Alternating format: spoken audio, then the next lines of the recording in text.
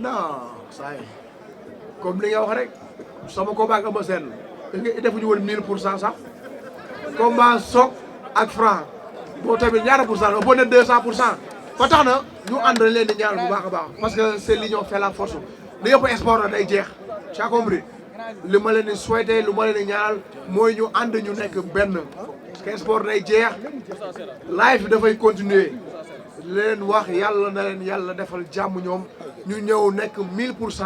ci la defet bi di gën a métti incha allah parce que ñoom ñëpp a ko yëg am bu dee 100% wala 50% dina am ñuy toog ci ruq naan bi mais da ngay bëgg ñoom ñëpp ñu ñëw incha allah nekk say maanaam nga daal leen jël bu rëy waa di wax man sa combat damay relax mais relax bi weesuwul staff bi ko suy may ñu la jàmm lu métti ku ma gis wala nga dégg ni may waxee xam ni dañ naa ay coono